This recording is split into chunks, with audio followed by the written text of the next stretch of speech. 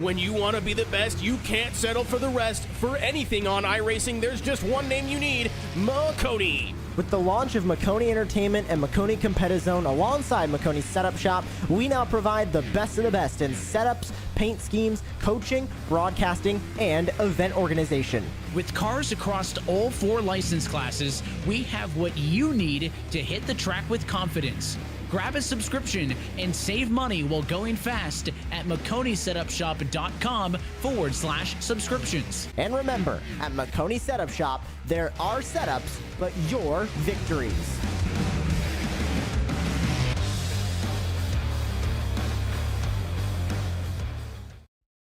Racing isn't easy, but experiencing it is. iRacing puts you in the driver's seat with the industry's leading sim racing game. Drive on laser scan replicas of the greatest racing circuits from around the world. Go head to head against other drivers chosen by skill-based matchmaking to ensure competitive racing at every level. Compete across all your favorite series. In officially licensed cars, engineered to deliver the most accurate driving experience possible.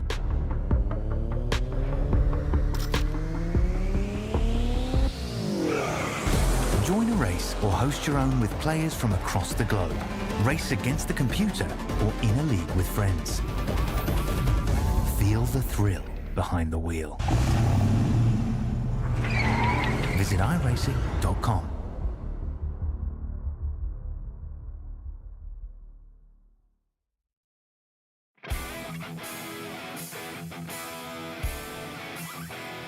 Homestead Miami Speedway, the site of the final round of the eNASCAR Road to Pro qualifying series. Oh man, I cannot wait to get this one started. We've been here for months trying to dwindle down thousands almost of drivers into just 70. And now we're going to dwindle down the final 20 that move on to the Contender Series with an opportunity to make it into the eNASCAR Coca-Cola iRacing Series.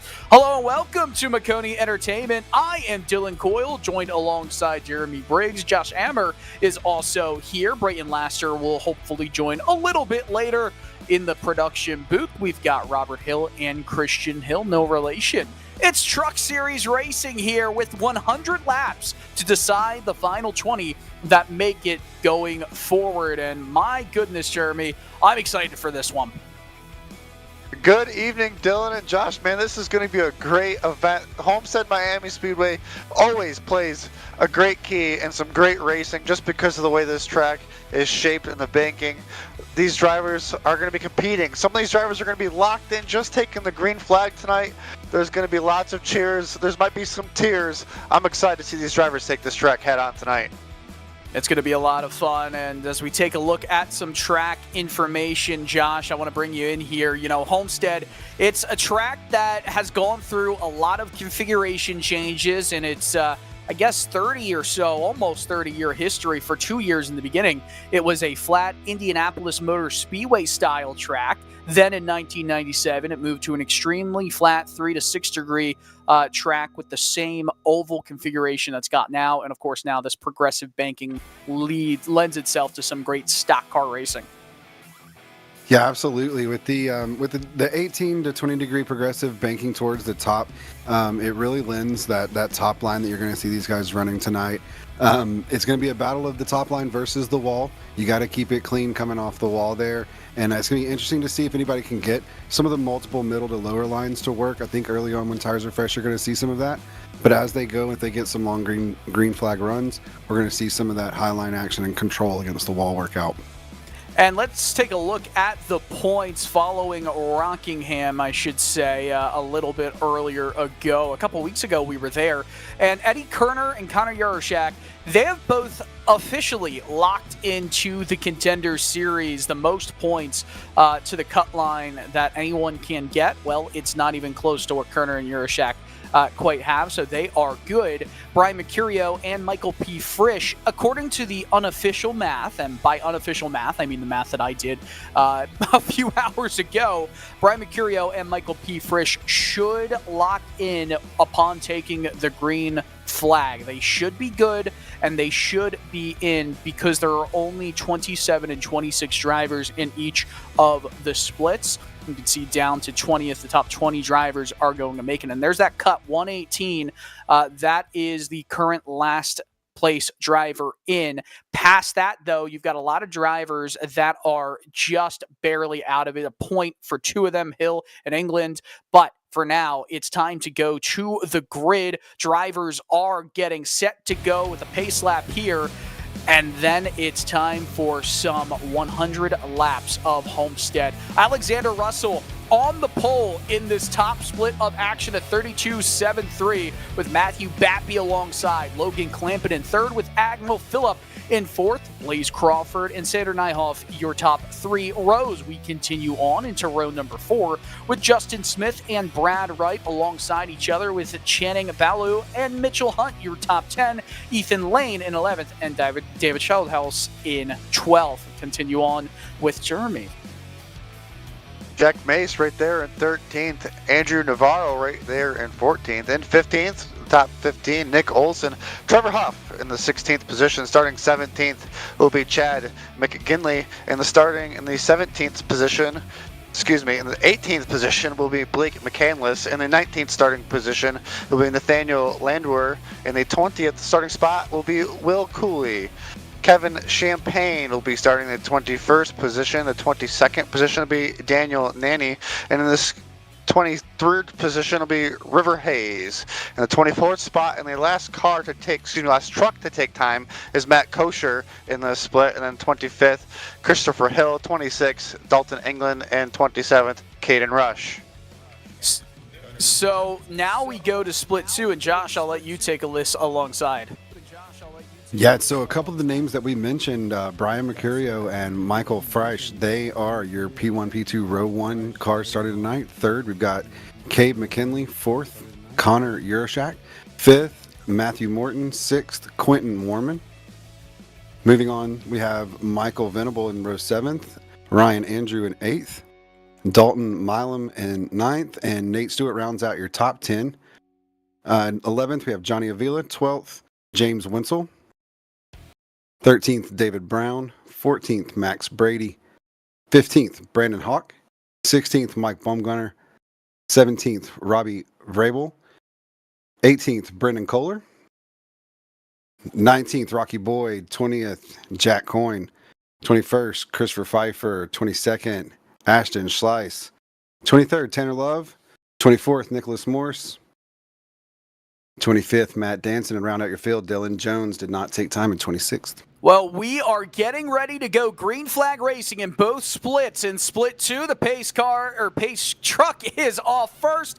In split 1, it goes off second. Green flag in split 2, green in split 1. One more race to decide who goes to the Contender Series. Nose to tail into, we got one spinning already here in split 1. Is the yellow flag going to come out? No, it does not look like it. Everybody's still going straight. Everyone's miscombobulated in split 1 down the backstretch, but everyone, you're right, is still going straight. It's just going to really mess up where everyone is able to go. In this second split, they make it back to that start-finish line clean. Still green in both splits. Lap 2 begins. David Shieldhouse, one of the drivers that was right there on the bubble, was running 12th right now, I believe, in the first split. Let's see if he can hang on to this good running position here in the end. Maybe keep himself locked in at top 20 in points. Now, some drivers like Shieldhouse, they are right there. He comes into this race 20th. He is that final driver who can put himself into the Contender Series. Now, it's going to be difficult to do that with without help, he can win the race, and he would guarantee his spot into the Contender Series. However, anything less than that, and he needs to make sure that everyone else, drivers like Hill right below him, do not have a victory in this one. A win is 40 points, just like your typical NASCAR Series race. And caution out in split 2. What's going on there? Yeah, we just had a caution come out. I cannot quite see the truck number. We're gonna rewind back here to it. I could hear the radio call. I do see Brandon Hawk said he was pitting in. I don't know if it was related. Let's take a look here. Yeah, let's take a look indeed in this second split. It is the 9 truck here. That is Brandon Hawk. It looks to be a solo spin by himself. No one else collected. He comes down the bank and takes it into the pits. Well, I'm surprised that that was called for a caution, considering it was in the back of the field. It was a single truck incident and kind of cleared itself pretty quickly, but nonetheless, they get to regroup and reset in that second split. Split 1 continues to go green flag racing, and Logan Clampett continues to lead the way. Clampett, one of those drivers that is not in the best of spots, but hey, it doesn't, or I should say, he's in a spot where he needs to finish in 10th to make it. Right now, he gets himself in there. I'm hearing that Channing Bello has taken a little bit of a 45-degree angle through the corner in split 1. Things are quite interesting off the bat, Jeremy. Drivers are just starting to figure out what their trucks are going to do here. We got trucks just starting to venture up to that wall, trying to find that momentum now as we are just 6 laps into this green flag run. Trucks are starting to get changing on that balance. Tires are coming up to temperature. Trucks in front of them are giving them that dirty air. They got to find the clean air. Looks like nobody's really venturing to the middle. We're going to see how this develops throughout the race, but so far so good. So far, so good. You see a lot of shuffling here. Homestead's got that progressive banking, or up in the corners, up top near the outside wall is 20 degrees of banking. Look at that great shot there. It's a steep track. Down closer to the apron, it is not as steep, 18 degrees there. That means that you'll only be helped by the momentum up top on the front and back stretch. However, you will lose time in the corners because you're taking that longer distance around, as we start to see right going alongside Nyhoff, that is, in that 78 truck, who goes into 9th. Now, Nyhoff's one of those drivers in this one who is definitely sitting in an uncomfortable spot, comes into it, needs to get some good points here. It's uncomfortable for all the drivers, I'd say. Definitely a fine line of... Oh, go ahead, Josh. I was just going to say, here in split 2, it does look they are lined up with 1 to go. Only a handful of cars towards the back of the field pitted. Everyone else stayed out. Green flag coming around turn 4 right now. Appreciate that quick update. And as a reminder, Nyhoff right now 103 points. He's 15 back of that cut line that Schildhaus currently sits in. So it's one of those days that for him, it's going to have to be a perfect night with things happening for him, not only from his own cockpit, but from the perspectives of other drivers in it. Clampett continues to lead the way. Jeremy, I know you were on to something there. What were you about to say? The number 13 truck of Ethan Lane is really making this top line work. He's finding himself now within 2/10 of our leader right now. We'll have to see if he makes this pass, because he is just ripping the top, gripping and ripping. We love to see that. Split 2 about to get back to green flag racing here. Looks like most, if not all, the drivers still good to go after that 1 truck incident. Green flag back out in that one, and they continue to almost get 3 wide going into corner number 1. This action's going to go by fast. In split 1, we're already down to lap 10. 90 to go there. Of course, a little bit behind is the second split. Ethan Lane still up top here. I think the Logan Clampett machine might be giving him the top here. It looks like it. Looks like he might just want him to go past and maybe burn his stuff up. If that's maybe the case, we'll have to see if Logan moves up and tries to find some speed, but looks to be pretty content running the bottom. Yeah, content for sure. And hey, why wouldn't you be? But Lane and Clampett right next to each other. That is a pass for the lead. An assertive one right there from Lane, and he takes it. Clampett's going to send it down to the bottom. These two, 7/10 in front of Russell. And then in split two, we also have this lead battle here. What's going on in that one, Josh? Oh man, your top three, Mercurio, Euroshak, and Frisch, are battling it out. I think Euroshak just got the pass clean on Mercurio here, coming into turn one. That was a very clean, nice pass that they are working the low line. I'm really surprised to see him still running so low. I figured that the high line would already start to be kind of moving in. But yeah, we're just gonna have to see how things unfold. Those guys that did take that green flag, Frisch and Mercurio, into the Contender Series. Yeah, this is interesting for split two, considering those drivers are all locked in as that green flag fell. So it's more for pride than anything else for the lead of that race as we continue to watch what's going on here in split number one. Drivers deciding to go with a few different lines here. You saw one peeking towards the middle groove, but it is majorly either that inside line or the outside as a move down to the inside there for that Ford 98 machine. It's looking to work out, but hey, a pinch down to the bottom. The momentum's up on that second groove there. And look at that. That truck on the outside line is going to get all the speed possible down this backstretch, working on lap 14, coming to 15 of split one. And Jeremy, it's been fast here for these trucks. Clean and green, they're really setting a heck of a pace. About 34-second laps right now. If we take a look real quick, looks like we started the race off at 33 seconds. We're just about a second of fall off now, about 14 laps in. So the number 11 truck right there of Angel Philippe was running the top, was trying to follow the Ethan Lane machine, but did not work out as well just yet for him. He decided to go just that middle lane, trying to still continue his march forward. Yeah, driver like Agnel Phillip, he needs to make it up, make some positions up right now in this race if he wants to win it, but it's not really all that he's worried about here. Phillip has done a really solid job throughout this Road to Pro series to put himself in a spot where he only needs to finish in the top 10 to make sure he advances to that Contender Series, one of those breakout seasons for Phillip. He's doing a lot of leagues. He's running well in them. He's on his way to maybe another real sim racing Cup Series title, and that series' final season of existence, run by Evan Pasoko, the eNASCAR Coca-Cola Series broadcaster. So Phillip tries to make a move down the inside here to get by Bappy, got the momentum, and it looks like it's going to be easily made unless Bappy gets that speed from that high line. Bappy just made the pass right there earlier, and boy, they're putting on one heck of a swap of position there. Top seems to be working out. Looks like the 27 truck there in front of them has moved up as well.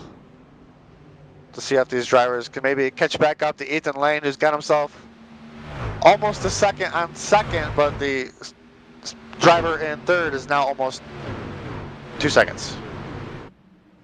Yeah, and that's going to be a continuous battle right here, what you're watching in the main primary screen. Those three drivers all fighting right there. It's Russell, Bappy, and Phillip, third, fourth, and fifth. The numbers you see on the timing table are the numbers that they are assigned to by the iRacing official server. However, the ones we are seeing on the screen from the actual trucks themselves are their own custom paints, of course. It's not cheap always, even to get involved in sim racing, so they like to give thanks to some of their partners throughout this series, and that's where you'll hear some shout-outs and everything of sorts like that. I know Brayton last year knows for sure how expensive racing can be, and it's so important to make sure that those partners, those sponsors, are kept happy and appreciated as we're coming to lap 20 here in split number one. What's going on in split two, Josh? All right, we're on lap 16. We've got the top 9 is essentially 2 small packs. We've got Euroshak, Mercurio, Frisch, and Warman your top 4 in one pack. And we got Brady, Avila, McClinney, and Kohler is your next 4 kind of grouped together. Avila is making a charge on the top 5, but couldn't quite get the run to stick, and he just kind of fell back in line. Our top folks are kind of running in line here. Not nothing too much to report as far as details. Whenever he was making that progress, he is trying to use the high line to move around the leaders who are running lower. So we're going to see if that story plays out. Yeah, looks like some close battling here amongst all of these trucks. That second groove doing some magic right there, but we'll continue to watch both splits in this picture-in-picture mode, and it's a pretty cool thing that we wanted to test out, and I think it's been a success through this second half of the Road to Pro eNASCAR Series as these trucks continue to do battle here. 20% of the way through this race in split 1 at Homestead, Miami. It's been a quick one so far. Lane continues to lead over 0.8 over Clampett. However, that gap has come down considerably ever since I said any words about it.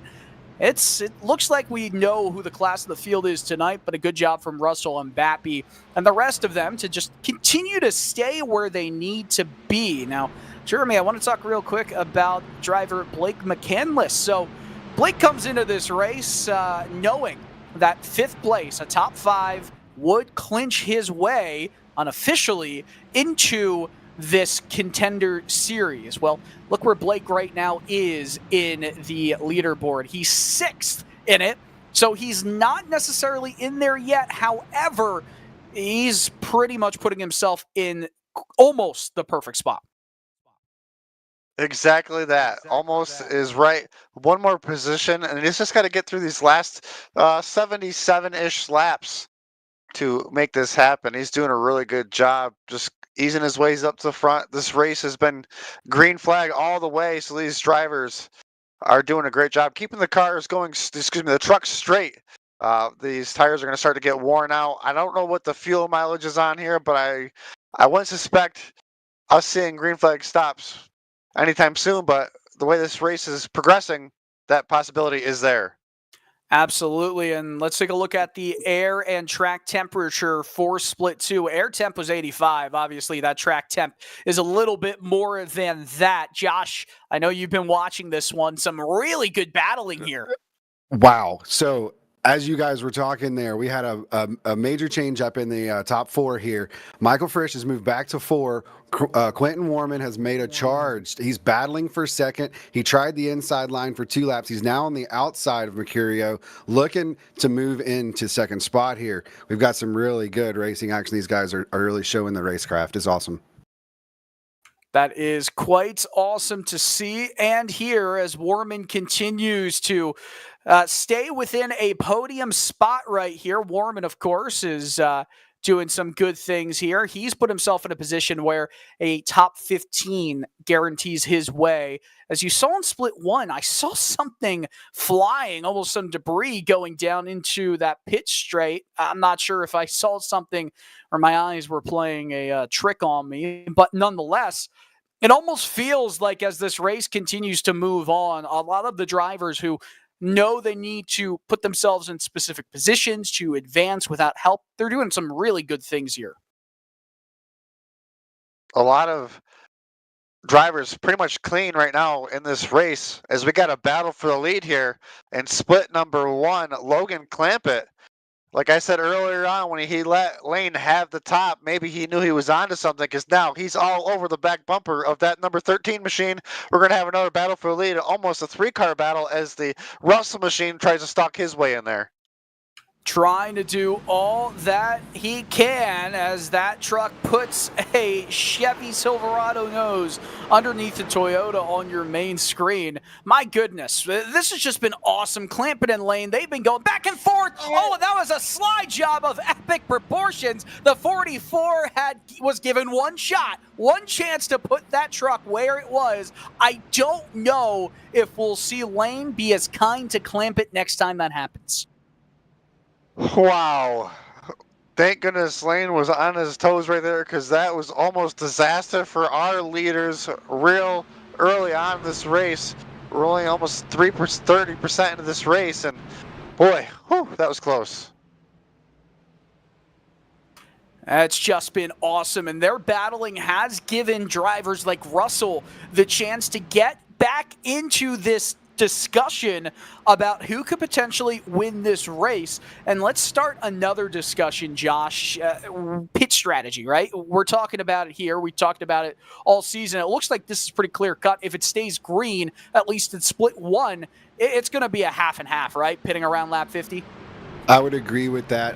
With only a handful of guys in the rear of split two pitting, they would be just going in, I do believe, to top off there. So they may be a little ahead. I don't know if it's enough to jump the split, but to flip the pits is what I mean. And I don't think it's enough with only pitting on basically lap one there. Yeah, it'll be interesting to see, and I do believe it'll be right around that halfway mark.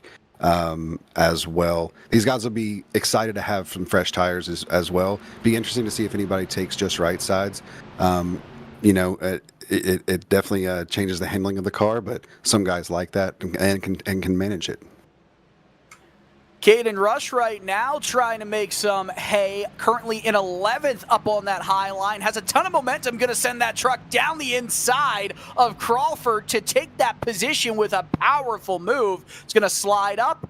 That's just absolutely craftsmanship that we're seeing right there in that Craftsman truck. That is correct, man. These drivers, when you send it in there hard, you got to make sure you're really patient. Don't overstep it, because as soon as that truck breaks loose, you're going to be headed towards that wall. And these drivers are doing a great job. Look at this. We're still got trucks on the bottom of the track, 30 laps into this race. Pretty remarkable, the different lines that we still have on this track. And I believe this is open, so these drivers all got different setups, and they're making it happen tonight. Yeah, they're absolutely making it happen here, and you're right, it is interesting to see moves still being able to be made down on the inside, but I do think with that move from Rush, you kind of saw also it's harder to keep that truck pinned down to the bottom. He slid all the way back up as Alexander Russell also is on that low line, and he's trying to take away second for what feels like the first time in this race on Lane, who is struggling, trying to keep that air bubble up against the wall. I mean, you can definitely see that pendulum swinging between Lane and Clampett, but it might have swung too far away from Lane as these first 33 laps have gone on. Clampett was on to something early on when he let him have the lead, because he took the lead back and drove away. Just 30 laps in, looks like these drivers are showing you that you're definitely going to want to be patient tonight on these tires, because it's going to be green flag racing for a while. And this side-by-side battle for second coming down the front stretch is getting intense. That Russell machine is doing everything he can to get there. He's just driving it really hard on the bottom, and it honestly looks like there's a flip of the track right now. The bottom seems to be a little bit more dominant than the outside. The shortest way around the track seems to be the way to go. Yeah, and that's not always the case as they go side by side to decide second here in split one, a third of the way in. Lurking in behind is Phillip and Batby, but for now, on the inside, it's Russell who has that advantage, pops up in front of Lane, gets the position. Well, Lane just gave Clampett that space. He just gave Russell that space. I mean, I'll tell you what, these drivers are taking every inch they can possibly get when it comes to making moves here at this track. An extreme professionalism by these drivers to make sure they're giving and taking, knowing that this race is 100 laps and there's really no reason to get yourself caught up in somebody else's mess this early on. So they're doing some really smart driving. I feel like Ethan Lane learned something here early on, and we'll have to see. We are probably just about 15 laps away from pit stops potentially. Boy, that's going to be in the back of their mind. I'm assuming they got crew chiefs they got to be talking to and getting ready for some changes. Yeah, I certainly think we'll start to see some of that coming up. Here's an update on some of the drivers, at least within split one. I've noticed having some pretty good nights to lock themselves into the Contender Series. Lane, obviously, he's P3 right now. He needed 16th. He'd be moving on. Quentin Warman, we saw him in the other split having a great run for himself. He is currently locking himself in. He's in second place. He just needs 15th. Crawford in this split, he's 11th. he needed 11th. Agnell Phillip, obviously having a good top 5 run, he needed 10th. He's good. Logan Clampett needed 10th. He's good. Lots of drivers doing exactly what they need to do to make it into that next round. Michael Frisch, by my math, which is not always the most accurate, as anyone has learned after listening to my voice over the years, I think Frisch is more than good. He just needed 26th coming into this race. There's only 26 drivers here. And Josh, as far as I know, 26, you can't go 27th in a 26 truck field. I would agree with that. 100% there. Yeah, looking over here at some of the action in split 2, our top 3 is essentially kind of broken away a little bit. It had me looking back in the field a little bit. The battle in the race here is right around 10th spot. We've got McClenny in 9th, Morton in 10th, Andrew in 11th, Kohler in 12th. They're all running a variety of lines. They're swapping spots back and forth. Morton made a charge back from about 13th and has moved his way up into 10th. This has been some really good racing action. Side-by-side multi-line, just clean racing. No bumping, no grinding, just racecraft and doing their thing, hunting for the fast times there. You know, I noticed currently running in P last in this second split is Hawk. And, well, I'll tell you what, Hawk just needed to get 21st to make sure he made it into this Contender Series. He's in last place, and that's, uncomfortable. It would still take a lot for him to miss it, but he doesn't want to rely on other people, especially when all you got to do is pass 5 trucks to make sure you make it into this next round. He's trying to do that as we speak. Few other drivers down there also in uncomfortable spots. Somebody like Bumgarner, he needed a top 5 from this race to make it into the next round for sure. However, Bumgarner goes for a slide. He's trying everything he can do to get back up front. 20th is not where he wants to be. That is the first truck I believe I've seen all night get loose off the turn. It looks like here in split number 2, the trucks are starting to lose some of their handling. Yeah, for sure. And, Jeremy and Josh, I'll go to Josh first with this as this run continues to go on. Obviously, as split 1 gets a little squirrely, we saw there in that bottom right corner. Split 2 had that caution period. So combined with the race not being as far along as split 1, you'd think that the drivers in the main frame right here would have a little bit less tire wear at this current point, but it seems to be quite equal between them all. Yeah, I do agree. We are only 3 laps separate. I do believe you guys would be on 41 right now, and I'm on 38. And with it being so early in the broadcast, in the beginning of the 2 races, I think that it really has kind of leveled out at this point with the different types of driving amongst the field.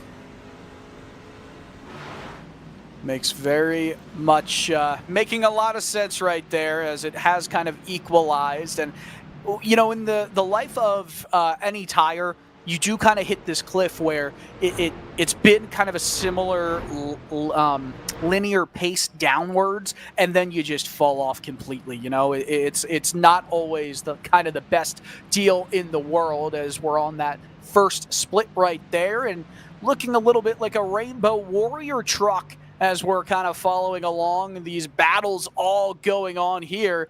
Fun to watch as this race continues to pick up in intensity as Blaze Crawford, currently in P10, wants to try and move himself up some more through this field. Crawford, one of those drivers that just needs 11th to make it in, so he's doing everything he needs to do. You watch him on this helicopter shot kind of just wheel that truck around. He has to deal with some competition from Champagne down inside. That's a pinch of sorts. Oh, that was aggressive from both. Just a few short laps away from these drivers to start making decisions on when they need to pit, when they want to pit, if they got enough fuel, how much fuel they want to take it farther, if they want to empty the tank or if they want to short pit it. So many decisions have to be made. The way this race is going, it is just pacing so fast. I can't believe we're almost to halfway. These drivers are just driving these things so well, and it's going to be great to see what happens when these drivers come down and make adjustments. We'll have to see who can make their way to the front. Yeah, absolutely. And, someone who has been impressing me a lot has been Rush because, we noticed and we talked about Caden Rush's move through the field. Rush is nowhere close to having an opportunity to make it into the Contender Series. He comes in here with only 45 points, the Class A driver. So he's the kind of driver that is just having a good run to finish this series off on a high note. Look at that wheel input, almost getting completely loose on corner exit. That's going to hurt Blaze Crawford's speed going down here into turn one, and Wright tries to drive by on the outside. Split one, I bet you these drivers are just screaming for a caution because they do not want to come down pit road. It looks like the number 9 truck has already come down pit road. We'll have to see if it brings any more with them. Yeah, quite impressive right here. Let's do a little bit of mental math for this moment. Schildhaus currently in 12th as Brad Wright currently on your screen. Niehoff in 4th. That's an 8-point swing. However, the swing needs to be 15 plus points for an opportunity to present itself for Niehoff. So doing so much good, but right now Schildhaus is doing what he needs to do to make it in here as this fight continues to be aggressive. The bumps, these trucks thinking about 3 wide here heading into turn 3. Deciding against it as we start to creep towards that midway point of the race. You've got to imagine pit stop strategy is coming soon for both races, Josh. Yeah, absolutely. We were talking about that earlier, and do we have a confirmed number of about how many laps they can go on a full tank here at Homestead? Well, I don't know if it's necessarily the tank that is as concerning as just making sure that tire strategy. You're going to have to pit, right? You're going to have to pit. So just making sure that you've got the tires to be at a good point in both halves of the race, I think that's the more important thing. In terms of absolute length that they can run on a full tank, I would assume it's somewhere around the 50 to 55 to 60 lap ratio. Within the next 10 laps, everyone should be in the pits. Okay, and then our guys probably earned a lap or 2 through that caution on split 2. Yeah, it's going to be interesting. I mean, I know these guys are excited to have some fresh rubber under these trucks here. I'm seeing the guys that are working the low line. They're having a little bit of fit going over the seams. The truck's wanting to break a little loose on the seams there. But other than that, I mean, I think it's about time for our handling to kind of start going here pretty good. Yeah, handling will not be good for all of these drivers for too much longer as this race is at that halfway point now in split 1. I mean, this is it's going to be interesting. Is the overcut going to be better than the undercut? Do some drivers stay out much longer in hopes of a caution? We'll have to see as this continues to move forward in split 1. As what you see? Clamp it and Rush coming to pit road. Brad Wright as well. Here comes the drivers down pit road.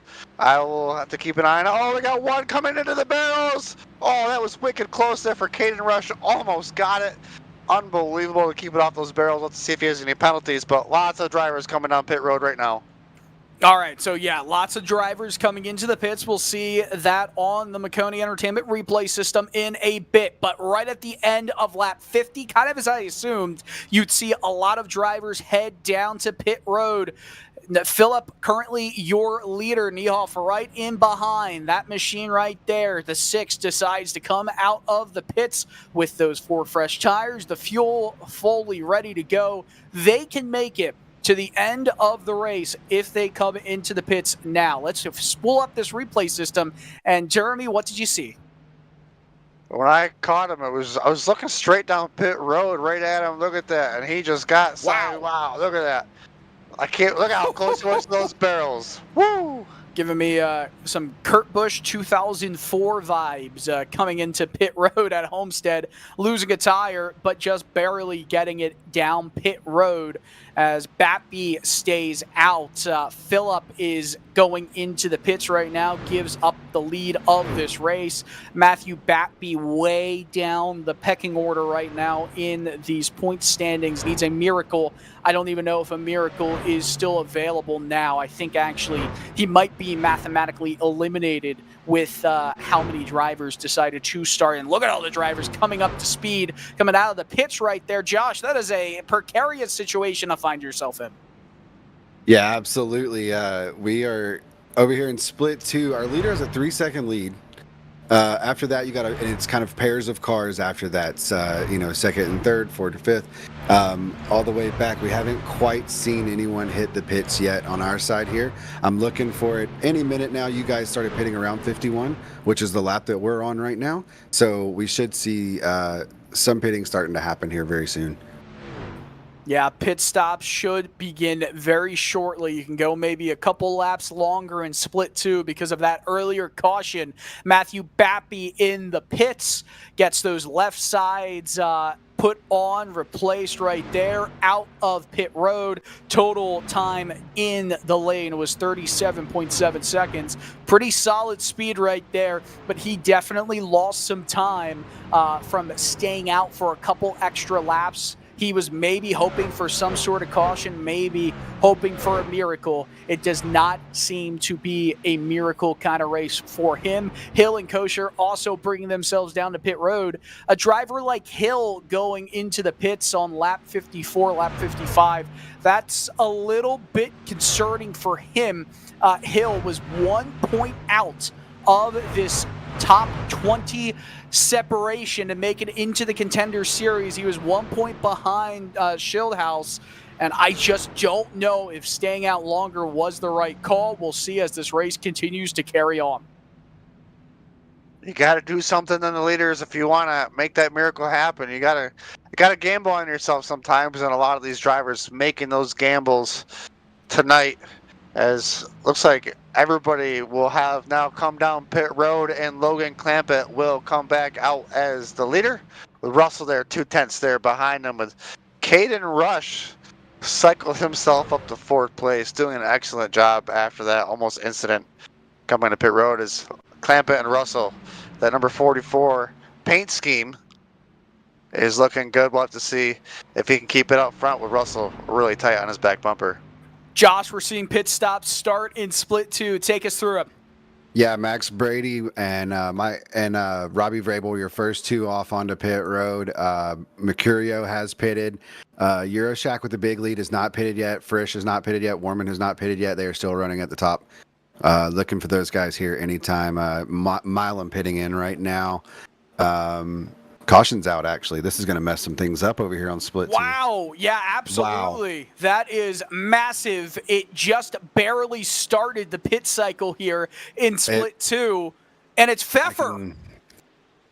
I can hear Robbie Vrabel on the radio. I do believe he would be one of the culprits there. Based on that conversation, I couldn't hear the details, but I do believe he would be one of them. This is a massive problem for Christopher Pfeffer, who came into this race 5 points back of the cut line. And I think he was trying to get into the pits right there. If it wasn't that, then that's a clean takeout coming to turn 4. Who was in that 60 paint scheme? That's the question. That's, let me see if I can. Is that David Brown? David Brown. Okay. Oh boy, that is. Wait, David Brown is the green 83. It would. I don't. That would. It would be.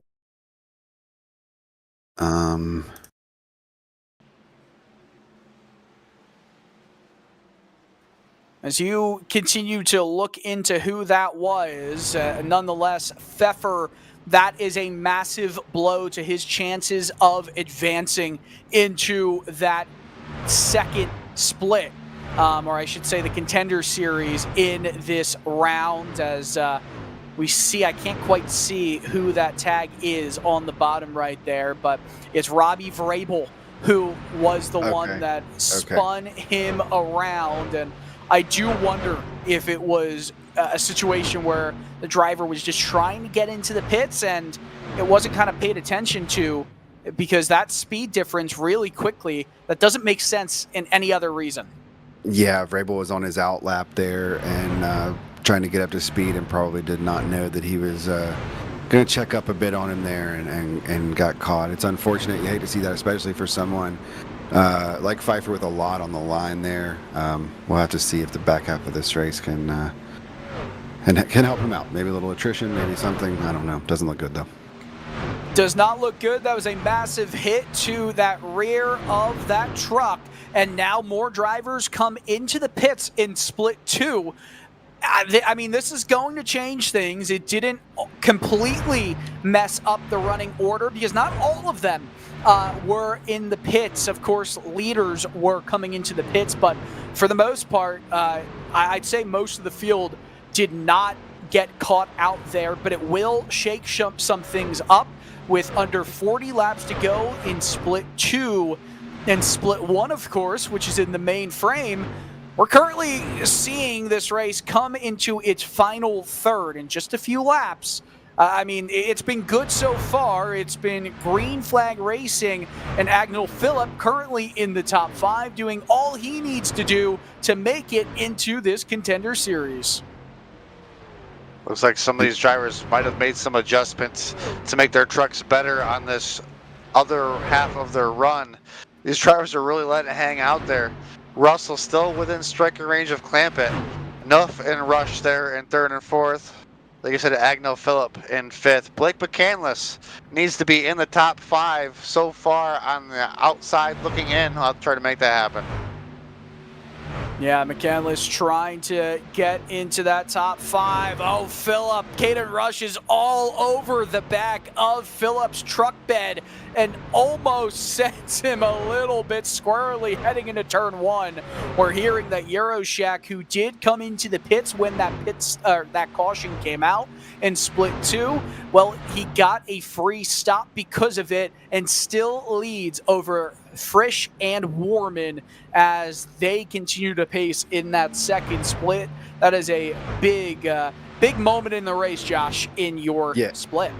Absolutely. So I was taking a look here. Your new, we'll get an update on the top 10 real quick. Euroshek ended up holding it off and just pitting under that caution there. Frisch has moved up. Warman in 3rd, Coyne in 4th, Venable in 5th, Morton, Wenzel, McClinney, Stewart, and Brown wrap out your top 10. Now, update on the story from earlier. Brandon Hawk up to 14th. He needs to be 21st, you said. He's up to 14th and through a little bit of attrition. Good pit stop strategy. Whatever he needed right there has earned those spots. Let's see if he can hold on to them. Let's certainly see. A split 2 is around half a lap of pace speed from getting back to Green Flag Racing here. But we've got a battle for the lead in split 1 as we come to 34 and a half laps to go. Clampett just a few truck lengths in front of Alexander Russell. Russell has been lurking all night long, and he is now right there to try and overtake Clampett. One little slip up from Clampett and that 20 machine or 27 paint scheme is going to make the pass. Russell has just been super patient all night, not making any mistakes. I can't believe he even had green flag pit stops through all this, and the lead is still this close. Absolutely great racing as we're coming back to the green in split 2. Yeah, absolutely. Some great racing there. Split 2, back to Green Flag Racing, and a lot of drivers fanning out. Some taking that high line already as the inside has the momentum for now. We'll see who holds on to a top 5 spot as it runs on. Split 1 on lap 67 of 168 now. Split 2 a few laps in behind. Multiple trucks still gunning for the win of that race. Euroshack still in the lead, Josh. Yeah, Euroshack gets out to about a half-second lead really quickly there. Frisch and Warman file in behind him with Coyne and Morton behind him. There's a back behind there. You're going to see a little bit more of the fanned out 2 to 3 wide racing. Yeah, thank you, camera. That is a few of your guys. The 41 there of I'm sorry, I know his name. I just can't. I don't want to mispronounce it. All good. It's all good as we continue moving on here. Split 2, it seems like these drivers, they've been a lot more racy. And when we say split 1 and split 2, they're honestly just for the purposes of our referencing for the rest of our viewers and our internal team. Now, the leader of each split, it usually is a snake split where you go with first going into one split in the standings, second going into another split, and it continues to kind of snake its way through like a fantasy football draft, if you will. And it's not a difference in strength of field. If anything, it's just a couple units in the strength of field by iRacing's official terms. It genuinely is just not completely randomized, but it's a very even order of competitors through this field as we go into the final 30 laps here. In split number 1, Clampett and Russell still neck and neck for the lead of this final race in this eNASCAR Road to Pro Series. Clampett looking to put an exclamation point on his run to potentially getting into the Contender Series here, and there's not much more that he can do. I mean, a top 10 finish gets him there. A first place finish, though, it puts just an unbelievable mark to end it. No better way to end the season than taking the last checkered flag above the rest, in front of the rest, excuse me, as McCandless right there, currently in 7th, needs to be in the top 5 to make it into the next round, I believe. And split 2, you look at the 9 machine just making moves on that top side there, Josh. Yeah, absolutely. James Winsell making some moves there. Brandon Hawk moving up through the field. He's going to be in the blue thank you truck that you're going to see there. Do you believe it's that 9 truck, actually? Yeah, he is making moves. He is top 10 bound. He needs the points. We were also looking at the leader here. He is not pulled out and stretched out like he did in the last run. Behind him, Michael Frisch has moved from he was most of the race around 5th or 6th and has moved up into the 2nd place position and given Euroshack a run for his money. Yeah, doing a really solid job right here as this split 2 moves into the final third of the race. Euroshack, Frisch, Warman, these drivers, we know that we'll probably see them, especially with how this final race has gone. We'll see them in that Contender Series. Just a note, the top 20 here move on to race against the bottom 20 from this year's Coca-Cola iRacing, eNASCAR iRacing Series. And from that 40 car field, I should say, they will figure out the top 20 from there to make it into that 2025 eNASCAR Coca-Cola iRacing Series. So lots of things. You got to do well in the Road to Pro to make it into the Contender. And if you make it into the Contender Series, but you are not in the top 20, you got to do it all again. You got to go back through Road to Pro. You got to go back through the Contender with hopefully a shot to make it into the Coca-Cola iRacing Series the next year. It is brutal. It is ruthless. But if you make it into the Coke Series, you've at least gotten yourself into the upper echelon of stock car drivers here in sim racing. And then if you finish in the bottom 20, you've at least given yourself another shot to make it, almost getting a bye through the Road to Pro Series. As we still continue on here, and would you look at that, Brandon Hawk to the top 10. Shocker. As the drivers that need to put themselves in the correct positions are starting to do that, and the drivers that are not in the correct position, they're really trying to find some speed right now. And these drivers that I'm sure that know they have to make up positions are starting to get a little desperate. The split 1 down to 25 laps. We'll have to see if anything crazy happens, but the Russell machine has been so patient behind Clampett. We'll have to see if he makes a pass at some point, as the Agnell Phillip machine is now in 4th trying to make the top line work.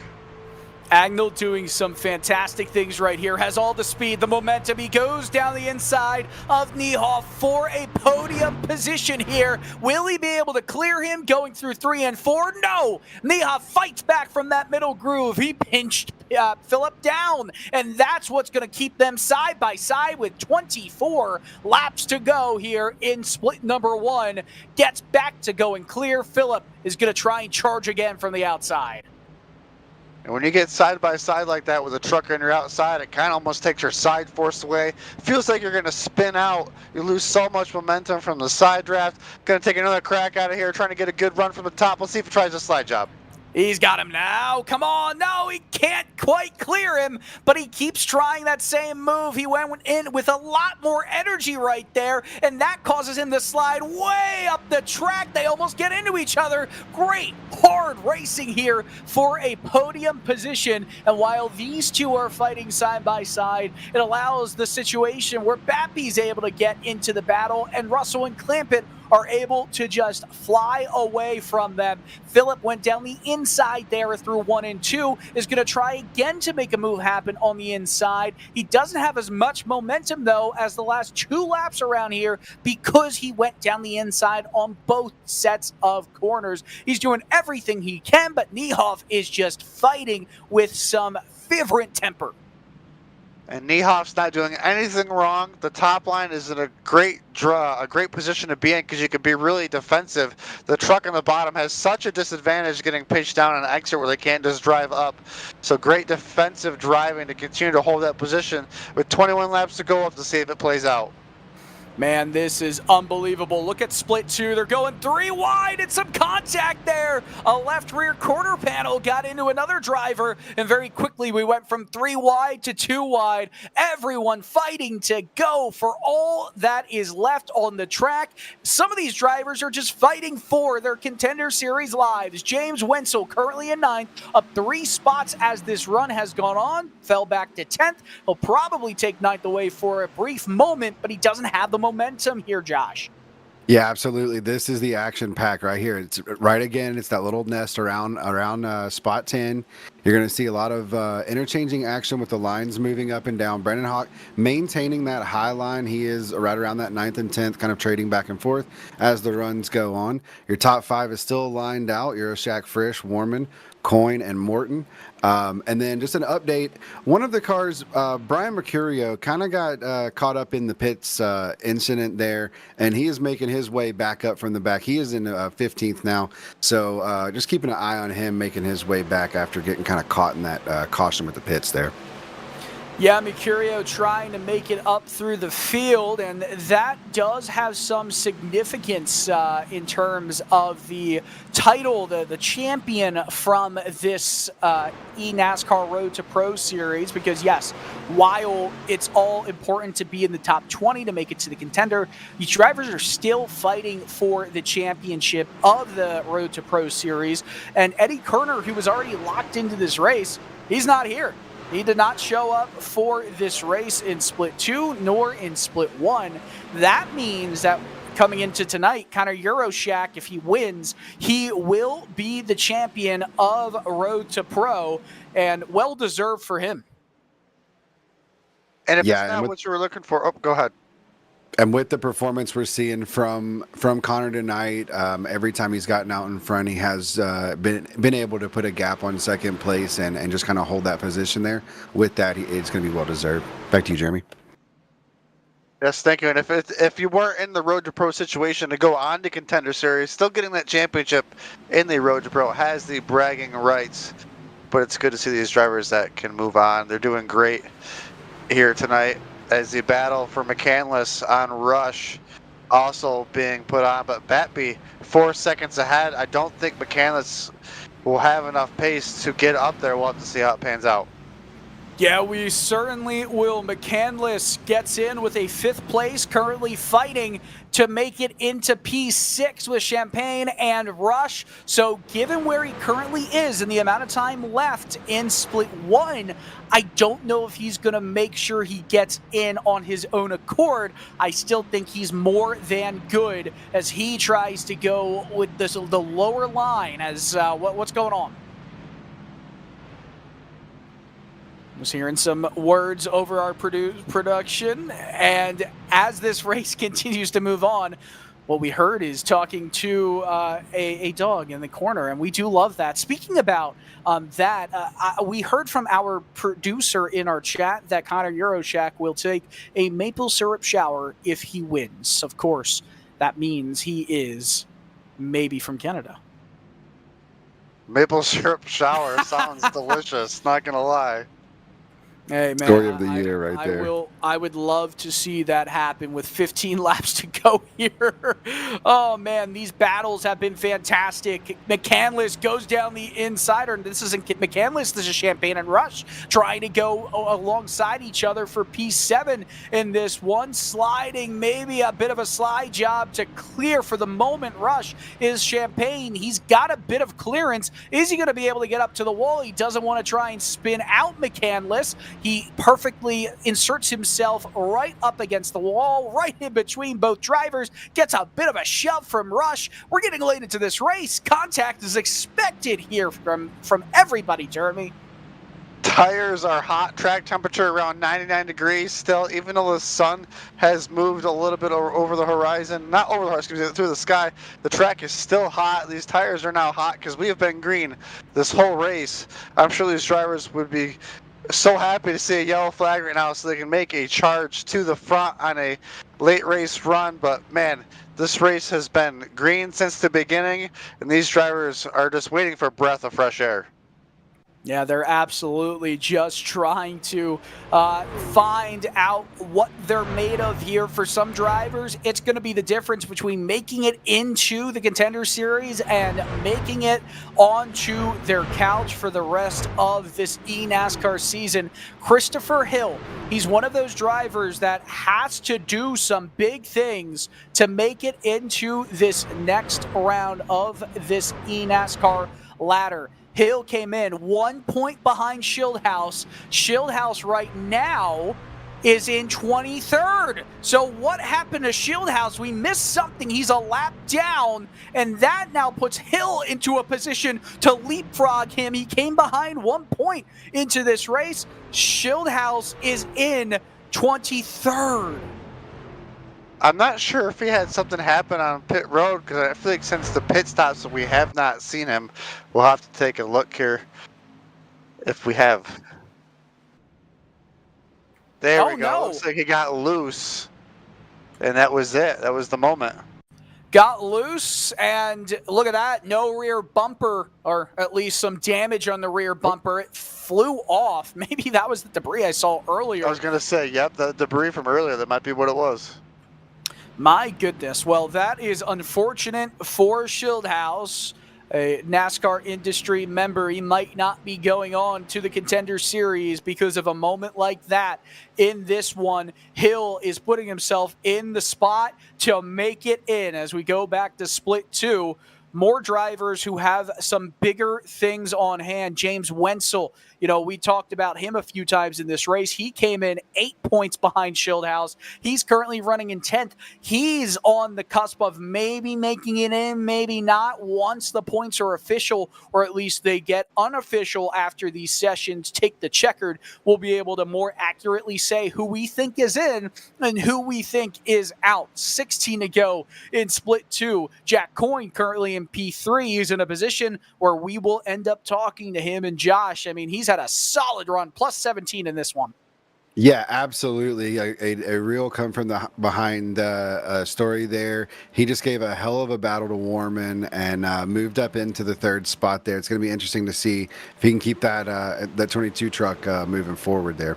He's another driver, actually, that needed to have a fantastic night with some unfortunate moments coming to a driver like Schildhaus. He came into this one 17 points back of the cut line. Well, he's plus 17 in this race. He's pretty much giving himself the best possible chance to get into the Contender Series. It might not happen, but a top 3 is much better than nights that some drivers like Schildhaus are happening, and it's not over for Coyne. He's only a few tenths back of Frisch. One driver going way down to the inside, almost into the pit wall.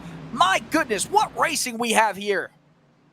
Yes, absolutely. And just a quick update, Brendan Hawk has fallen back. He has lost a couple of spots over the last few laps, and he is back to 17th. I do believe 21st is our mark for him, so just keeping an eye on that story as well. Yeah, and Brandon Hawk right now, well, he did hawk up to 17th, or 10th, and now he's back down to 17th. Michael Bumgarner also trying to have a good night. He's one of those drivers that might be the one who gives the beneficiary positions up to a driver like Coyne, who fell down there. Couldn't quite tell who that was. It's Ashton Schleiss. Not sure exactly what happened, but just lost all those positions. As all the drama is continuing to unfold in Split 2, Split 1, looks like we are coming to 5 laps to go. 5 to go here, and we still have an incredible battle between Logan Clampett and Russell right here. These two drivers have been fighting all night long, and it might not necessarily be for a Road to Pro title, but what it certainly is for all the bragging rights coming out of this final race in the Road to Pro Series. You know, it's been a fun watch, and Clampett still trying to make sure that he does everything he can to hold on to this lead. Schildhouse goes another lap down. A bad night going even worse for him. 4 laps to go in Split 1. I cannot believe how long Russell has had to look at the back of the bumper of the leader of Clampett, as Agnell Phillip there is 4th. Trying to make the top work. I feel like he's the only driver on the top, as it looks like Russell tried to move to the top that lap. Just trying to make something happen, but the bottom just working so good. I mean, here's the deal. Russell needs to try and take an opportunity here with 3 laps to go. He came into this race on the outside looking in. He's doing a ton of good right now, but as it stands, Alexander Russell 12 points back of David Schildhouse and 1 point per position, except the jump from 2nd up to 1st. That's a 5-point swing. It could be the difference between him potentially going to the Contender Series or being over with it right now, as Phillip and Niehoff continue their spirited battle. This has been going on all race, while Clampett and Russell have been doing some great things. So have Niehoff and Phillip. We're coming to 2 laps to go here. Still 2 tenths between the top 2. Russell trying everything, moved up the track that lap, moved to the middle, trying to grip and rip the top, doing everything he can, trying to get to the back bumper of Clampett. Like you said, 5 more points for 1 more position. He's given all he's got. He has got a huge head of momentum down the backstretch, coming to 1 lap to go. This is going to be one heck of a barn burner. I mean, this might be, again, the difference for Russell between making it into the next ring on the ladder of eNASCAR. He's up into the wall. He lost some momentum there. He's now half a second back of Logan Clampett, who's taking the white flag. Barney shows it. 1 lap to go, 1.5 miles here at Homestead, Miami. 1 more shot to see if Russell has it in him. Working the top really good here in 1 and 2, but unfortunately I think he just lost so much time there on the exit of 4 when he just grabbed the wall. It looks like Clampett is going to have a nice and easy turns 3 and 4. Clampett down to the bottom. He's been there most of the night. He's had almost a perfect race, has held off the hard-charging Alexander Russell. Logan Clampett, the California driver, wins it here at Homestead, Miami. Split 1 has taken the checkered in Road to Pro. And for Russell, that's a 35-point night. Could have been 5 points better, but still, it was a really solid shot for him to make it into the Contender Series.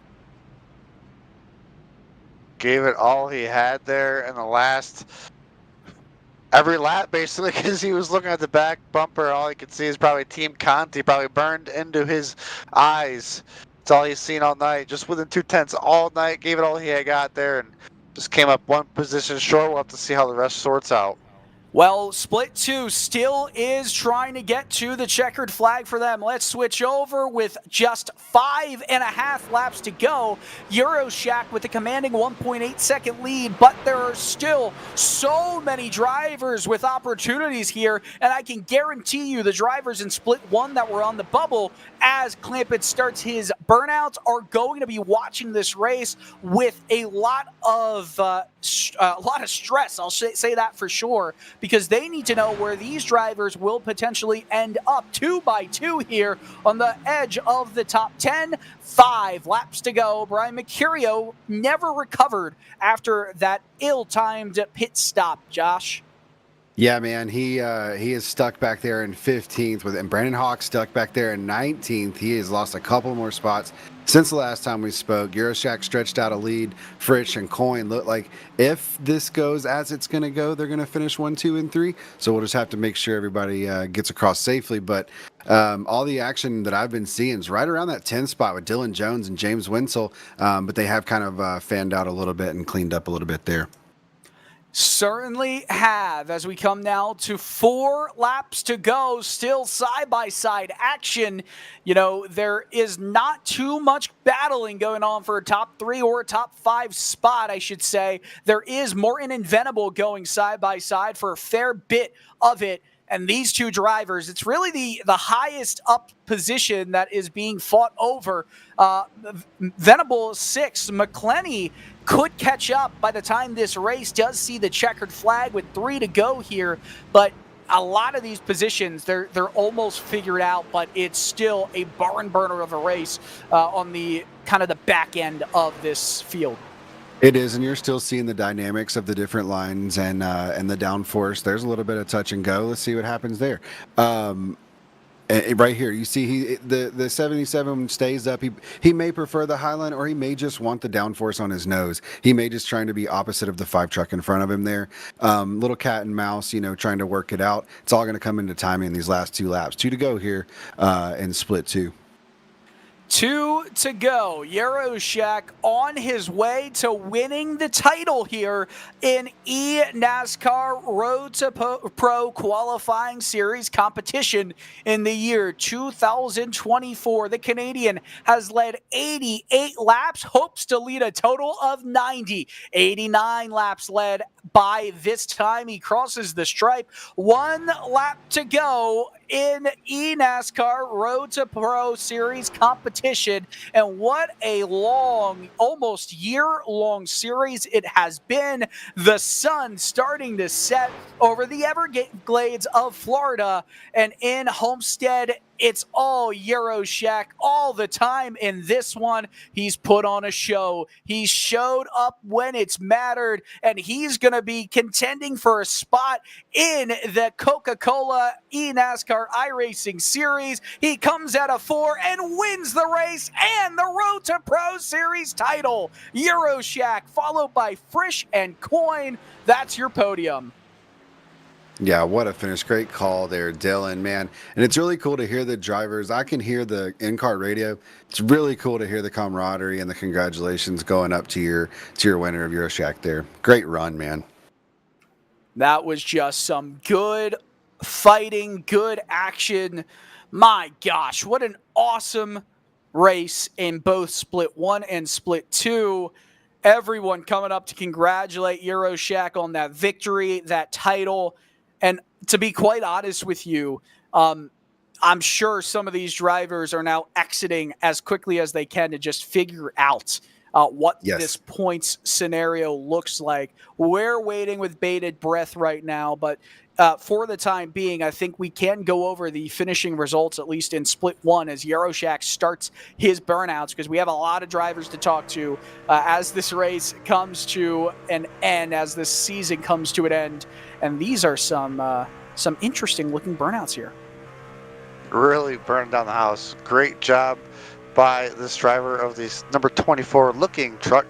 And excited to talk to these drivers tonight. I'm not sure how much they're paying that cameraman to get that close, but let's give him a raise for sure, because he is all up on that truck. Yeah, this camera person here is really fast and running really well. It's always fun seeing the the NBC or Fox camera crew almost get nailed by a driver trying to do a burnout. It's fun in a way when it doesn't happen, because then they have a story to tell about. Oh man, what a race though for all of these drivers, and Homestead certainly delivered, and Euroshak's burnouts certainly were something to watch. So Let's take a look at some of the results here. Specifically, let's go into Split 1 first, if we can grab that up while everything is coming up. But for the time being, actually, let's do something different. We're going to go to a commercial break, and we'll be right back here on Maconi Entertainment.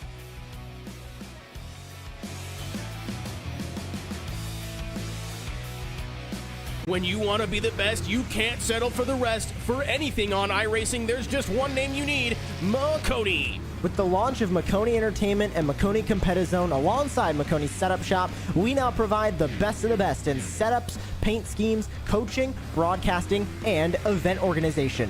With cars across all 4 license classes, we have what you need to hit the track with confidence. Grab a subscription and save money while going fast at MaconiSetupShop.com/subscriptions. And remember, at Maconi Setup Shop, there are setups, but your victories.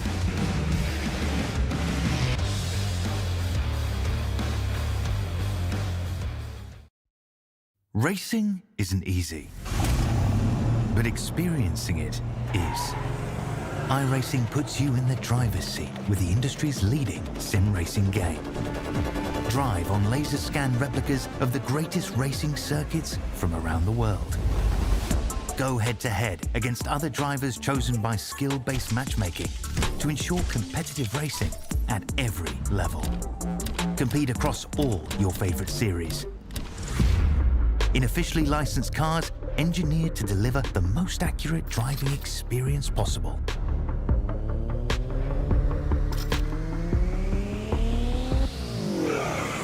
Join a race or host your own with players from across the globe. Race against the computer or in a league with friends. Feel the thrill behind the wheel. Visit iRacing.com.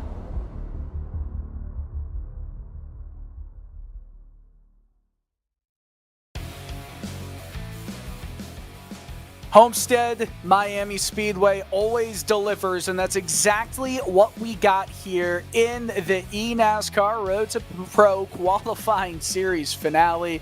It's been a fun time watching both Split 1 and Split 2 here, 100 laps at this 1.5 mile track. And after 7 rounds in the second half of this Road to Pro series, we are all set and all good to talk about the results. Who moves on to the Contender Series? In Split 1, Clampett wins the race. Alexander Russell, a spirited effort, finishes second. Sander Nahoff, Agnel Phillip, and Matt Batby are your top 5. With Kevin Champagne, Blake McCandless, Kanan Rush, Blaze Crawford, and Brad Wright, your top 10. We move on to the outside top 10 positions. Christopher Hill in 11th. That's going to be tight for him. Andrew Navarro in P12. Ethan Lane in 13th. Will Cooley, Justin Smith, Dalton England, Chad McGinley, Jack Mace, Trevor Huff, Daniel Nanny, your top 20. Now, from that point on, I believe mostly everybody is a lap down. In 21st, Matt Kosher stayed on the lead lap, but Nathaniel Landwehr is a lap down. Channing Balu and Nick Olson 1 lap down. David Schildhouse 25th, 2 laps down. This is going to be an unfortunate night, I think, for him. River Hayes in 26th, Mitchell Hunt in 27th. We move on to Split 2, and Connor Euroshak will finish in P1 with Michael Frisch, Jack Coyne, Quentin Warman, and Matthew Morton, your top 5. Mike Venable, Kay McClenny, Nate Stort, James Wenzel, and Dylan C. Jones, your top 10 finishing drivers, with Matt Danson in P11, Ashton Schless in 12th, Brian Mercurio in 13th, David Brown, Tanner Love, Michael Bumgarner, Johnny Avila, Ryan Andrew, Nicholas Morth, and Brandon Hulk, your top 20. These drivers' gaps are much closer because of the cautions. Robbie Vrabel, Rocky Boyd, Brendan John Kohler, Chris Pfeffer, an unfortunate spot for him to finish in, and Max Brady, all in the lead lap. But Dalton Millam finishes as the only driver 1 lap down. It's your final race in Road to Pro competition for 2024, and those are your 53 finishing drivers. My gosh, what a great race we had in both. And I think we should just get right into the interviews. And I think we maybe should start with Logan Clampett. He's on our screen right there. Logan won in split one, and we're standing alongside him right now. A solid run for you, Logan, and I'm sure it doesn't feel like it came down to an easy run to the line. You were pressured a lot, but you still held on to it. Yeah, that Alex put up a lot of pressure, man. He did a great job. My truck was definitely, it was really loose those last 10 laps, especially the first run. The first run, I probably burned off the tires a little too much, and just trying to conserve at the beginning of the second run. And if he was going to go, a little bit harder, I was going to try to keep him behind me, but that truck struggled a little bit the last laps. But my crew chief Dustin Hall made some adjustments, and we snugged it up, and it felt a lot better for sure. And just trying to test out as many lines as I could here at this track, because it just changes so much when this track gets rubbered in. So, but it was a very, very fun race. I only needed the top 10 to completely lock myself in, but really wanted to win one of these in round 2, and thankfully we were finally able to get one. Yeah, it was certainly a fun race to watch, especially in terms of the battling perspective. You came into it just needing a 10th place finishing position to ensure that you'd make it back to the Contender Series. You did a little bit more than that. Was that ever on your mind, or was it fully just, I want to win this final race, I want to run as well as I can without worrying about the points deal?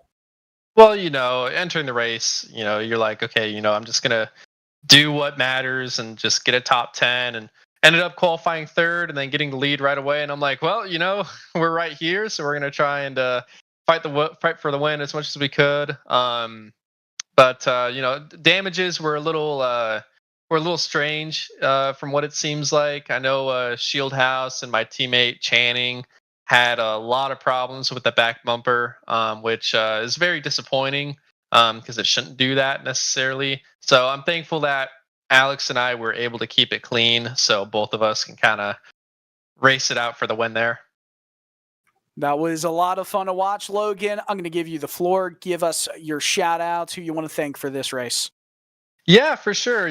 Thanks to Team Conti as always, and my crew chief Dustin Hall. Him and I are, we have a very strong bond, and I'm looking forward to working with him in Contender. And obviously thanks to my parents. They watch every race. Hopefully, I don't know if they were able to find this race, because I know iRacing was streaming IndyCar, but my girlfriend was able to find it, which was awesome. So she got to see me win. And thanks to you guys for broadcasting this whole Road to Pro season. Hey, man, we do what we can to showcase the talents of you and every other driver in here. Congratulations once again on the win, Logan, and we'll see what you do in the Contender Series. Thank you, Dylan.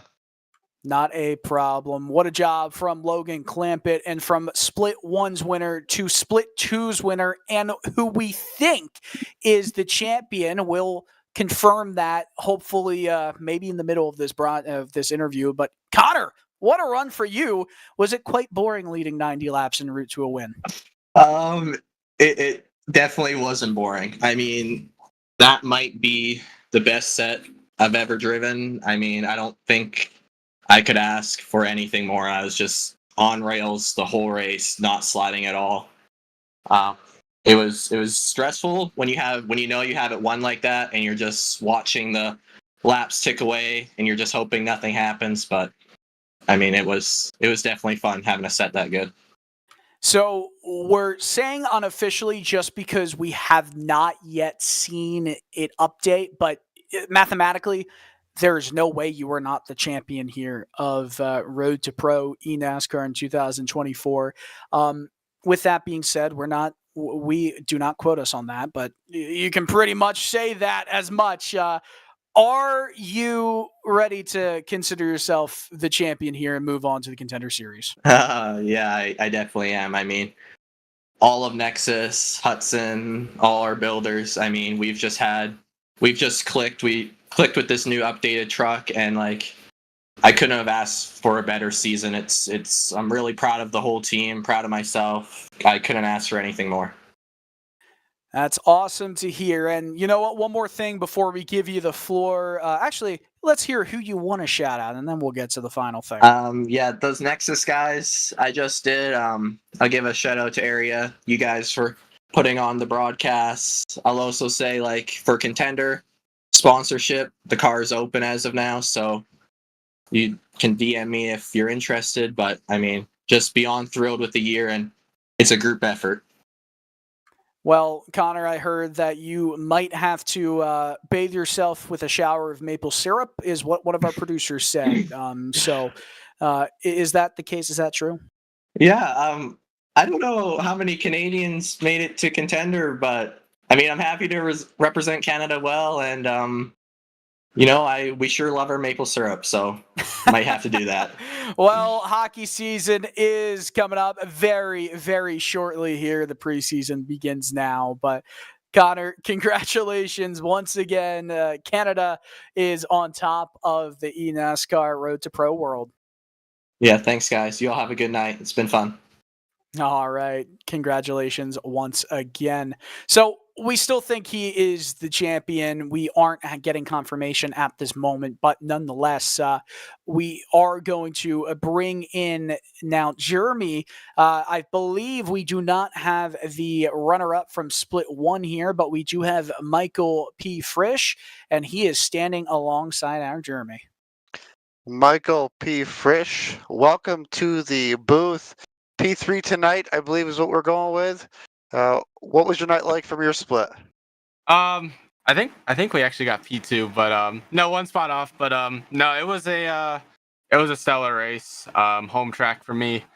It only being 45 minutes away from me, so felt really confident going in. Had a big gap to the cut, so we were throwing everything we could at the table tonight, and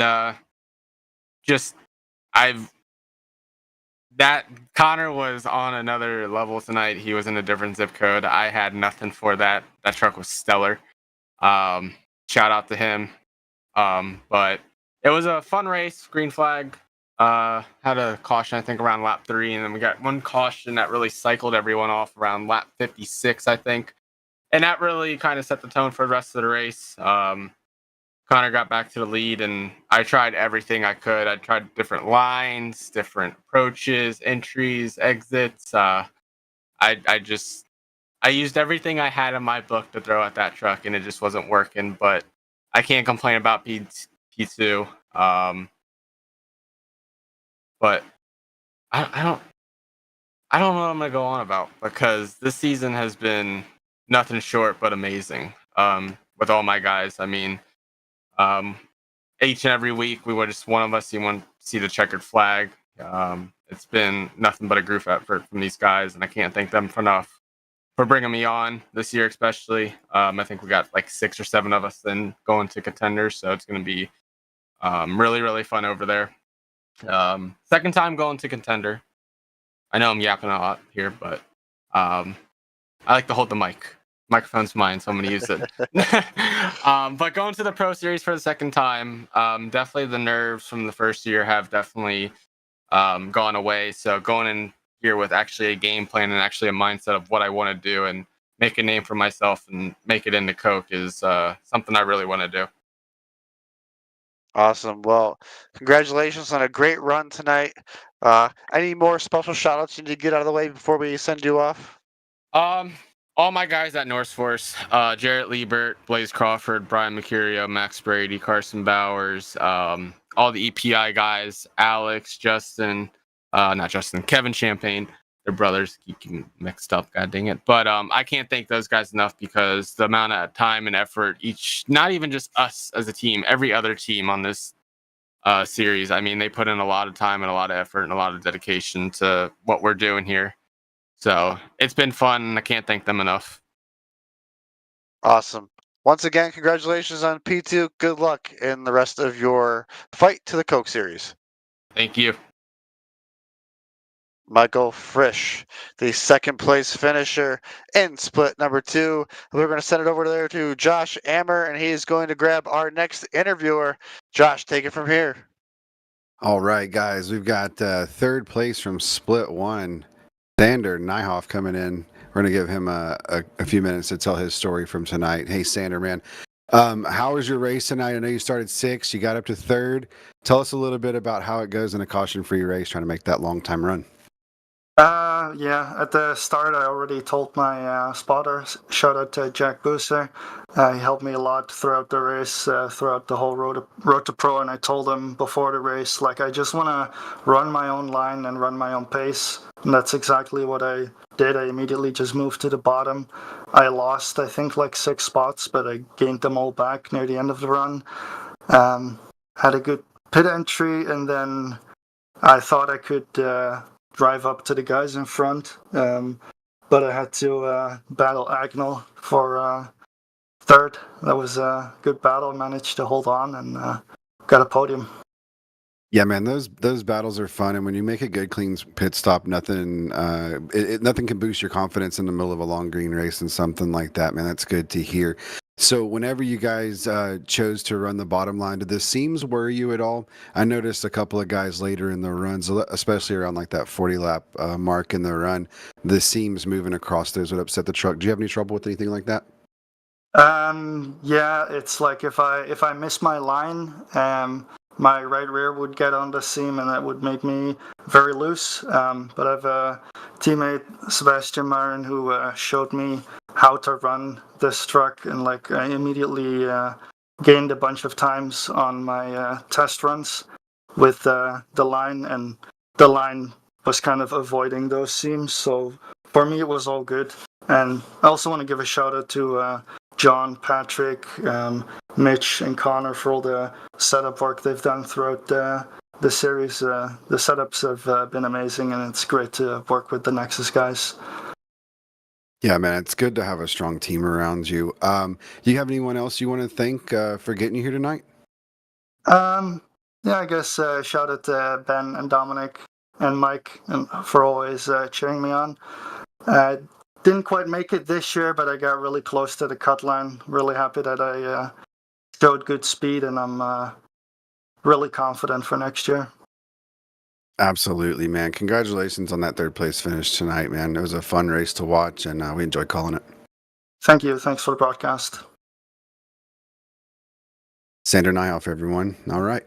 We've got Split 2's 3rd place winner, Jack Coyne, coming in as well. How we doing? Jack, man, what a run. You started 20th, finished 3rd. That's a 17 spot improvement. You're definitely the hard charger of the race. Talk to us a little bit about it. How did the cautions kind of either help or throw a wrench in your plan tonight? Well, I knew at the start, starting all the way back there, that I was just going to have to big boy send the top and see how many positions I can get. And basically just drove nuts for the first 3 laps, just trying to get whatever I could, and ended up gaining like 6 spots, and the caution came out. So that was huge. That racked everybody up again. And then did the same thing the first 3 laps the next run and got up to 10th. And then I was able to get in a good spot, half second in front of me, half second behind me, and just ride. And the truck was great. So I just rode, saved my tires in the bottom, and then truck was just came to life the entire run. It was crazy. That seems to be a pattern amongst some of these Nexus trucks tonight. Yeah, we were flying Nexus. Yeah, man, you guys did an awesome job. It was really seriously fun to watch. Every time I would check in, it was like you were just methodically picking people off throughout the night. And then how was the you said you were set up for the high line, right? And then you hear the conversation from before where he's set up for the low line all night. Were you able to make the truck work in multiple lines to keep the downforce on the nose, or were you just kind of grip it, rip it, keep it on the top the whole way and see what you could pull out? Well, honestly, I was only going to run the top to start the runs because I know it shreds tires. And the big line that I ended up making a ton of speed on was the seam on both ends. Kind of a high arc in 3 and 4 down to the seam, and then a little lower on the seam in 1 and 2. And that's how I ended up making most of my time. That's interesting, man. Yeah, it was really cool to see the diverse lines come through. Talk to us a little bit more about how your Road to Pro is ending up here, and anyone you want to thank for the ride so far. Yeah, well, unfortunately, we're going to end up 4 points out and 26th. I know Sanders 2 points out, so even worse. I mean, round one, I had a little bit of luck come my way, but it was pretty smooth sailing. But this second round, it just been the last three races have just been brutal. Luck wise, I've had every single wreck possible happen around me. So I needed 3 to 5 more spots or whatever, and we would have been in. But improvement from last year, and my second year doing this, it's even cool to think that I can have a chance to make it to contender. So overall happy, but it's being uber competitive person is pretty freaking frustrating to be so close after a run like this out of nowhere. Yeah, man. So it is what it Absolutely. is. I think we're all racers at heart here, and we love doing this, and we know how it feels to kind of come that short, and our hearts go out to you with with a 4-point shortage like that. But man, hell of a season, hell of a race tonight. Massive podium coming all the way from 20th, and the next is 22 tonight. Congratulations, man. Yeah, and just give my thanks. I'm sure these names have been said already tonight, but John Hall, Patrick Moose, Mitchell Hunt, Zach Kerr, all the guys who work on the setups every week spend a lot more time doing this than I do. I really appreciate their work. And number one, Zach Hudson. This guy reached out to me 3 years ago out of the blue when I was first starting. I didn't know this whole side of this service even existed. He just reached out to me out of nowhere and believed in me from the start. And he's been my spotter in the college series, and he's been my spotter through all this. All Nexus guys, he sticks with me, and I really, really appreciate his encouragement. And I want to thank my parents, my grandparents, my aunt and uncle, my cousins. They all get a kick out of watching the streams. And even if I finish like 90th of 20 cars, they still congratulate me, which is quite funny. So all support, and my friends too. My friends hang out. Shout out Renster Motorsport. Absolutely, man. It like I said before, having a strong team around you is a very important thing, and it sounds like you've got that around you, man, and that's huge. Congratulations on the season and the podium finish tonight. Thank you so much. Dylan, back to you in the split one booth there. Well, this has been quite the season, and we believe we have the unofficial points, the unofficial top 20, and Dylan Jones, we believe, has won the tiebreaker with 1 top 5 to 0 top 5s, which is the second tiebreaker with Cabe McClenny. They both finished with 139 points. And my goodness, Dylan, you finished 4th at Chicagoland in race 1, and we believe you're in to the Contender Series. Your thoughts? Wow. That's pretty unbelievable. I honestly, coming into this race, I didn't think I had much of a chance. I screwed myself at Rockingham. We were going to probably finish 4th at Rockingham. We were just flying there. And being too aggressive around some lap cars, and ended up getting into one of them and really screwing our race and a bunch of other people, sadly. But wow, that's pretty amazing. I can't believe it. I've been on the other side of that a few times. I missed getting into Coke one year by 1 point, and I've missed getting through on getting back into the Pro Series by 3 points before. So it's pretty exciting to be on the right end of this for once. Dylan, it's fun. We had raced with each other, you 20 positions in front of me, in RSR action a number of years ago. But yes. Nonetheless, it's awesome to see both you and Agnell Phillip making it into this Contender Series. Is there ever some familiarity with some of these drivers you've been fighting with and racing against for years now, that you're going to have to do it all over again in the Contender Series? Top 20 again? Oh yeah, definitely. It's really great to see Agnell really grow from racing him in RSR and seeing where he's at now. It's pretty awesome on how good he's gotten. I was out there battling Matt Danson, the dang Ryan Newman of iRacing out there.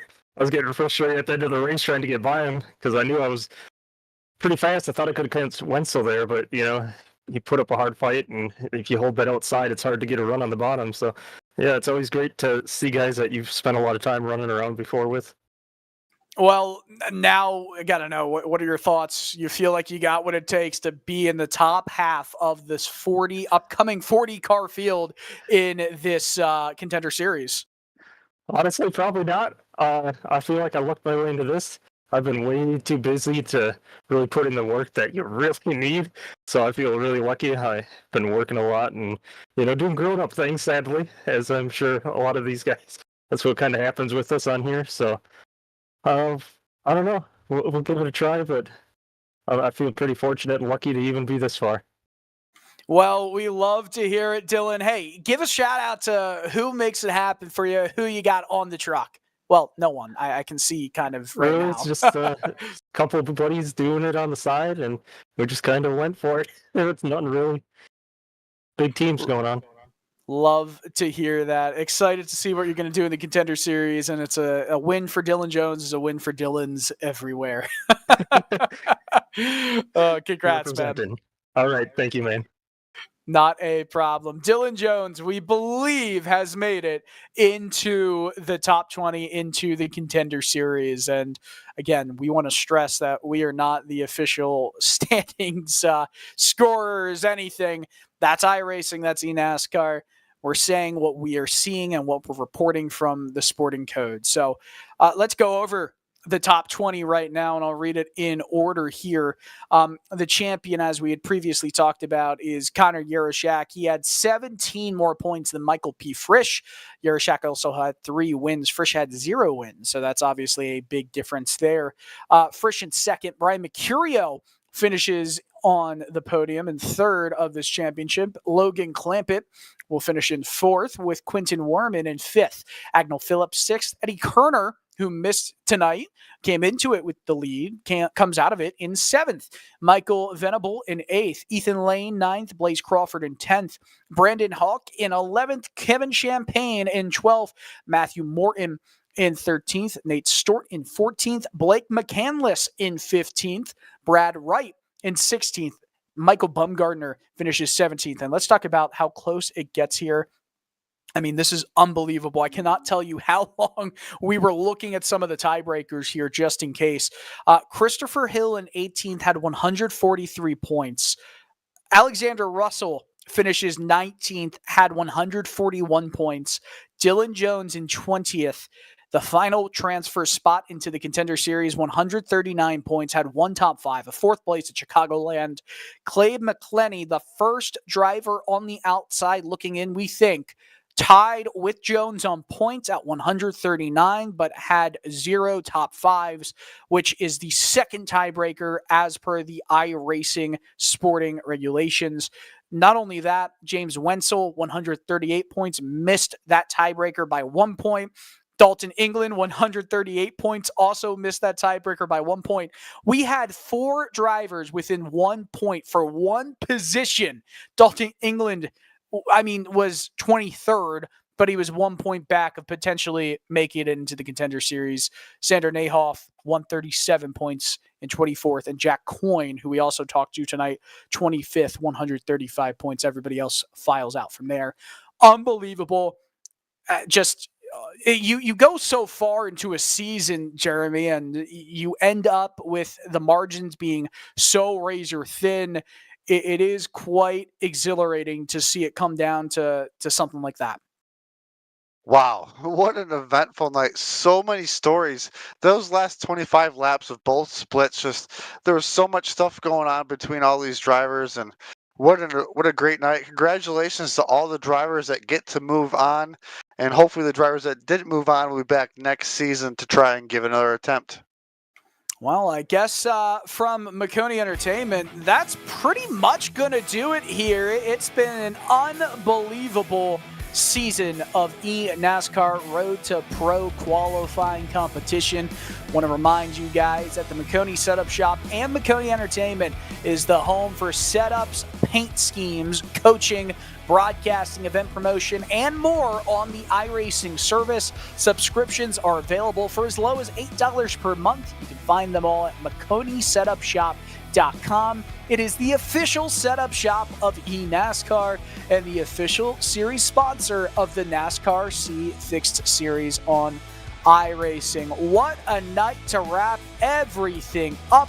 It's been a fun one, fun competition. Want to remind everyone that myself, Dylan Coyle, alongside Jeremy Briggs, Josh Ammer, Robert Hill, and Christian Hill in the production booth.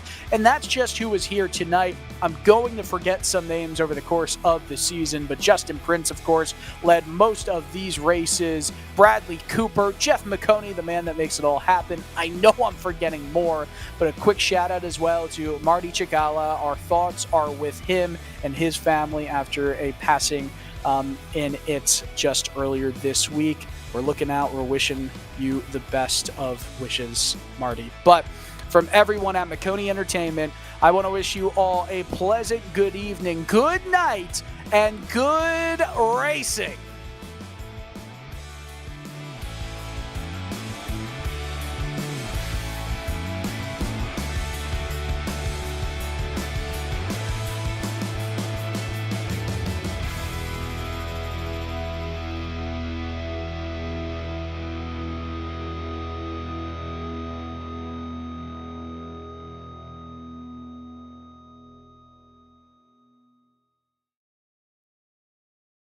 When you want to be the best, you can't settle for the rest. For anything on iRacing, there's just one name you need, Maconi. With the launch of Maconi Entertainment and Maconi Competizone alongside Maconi Setup Shop, we now provide the best of the best in setups, paint schemes, coaching, broadcasting, and event organization. With cars across all 4 license classes, we have what you need to hit the track with confidence. Grab a subscription and save money while going fast at MaconiSetupShop.com/subscriptions. And remember, at Maconi Setup Shop, there are setups, but your victories.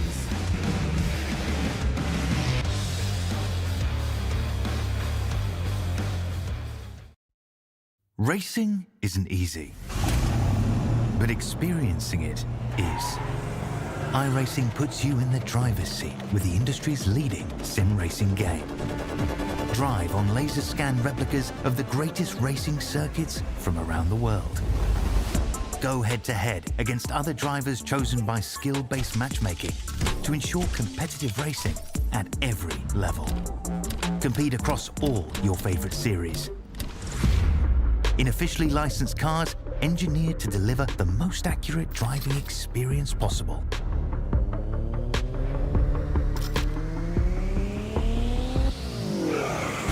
Join a race or host your own with players from across the globe. Race against the computer or in a league with friends. Feel the thrill behind the wheel. Visit iRacing.com.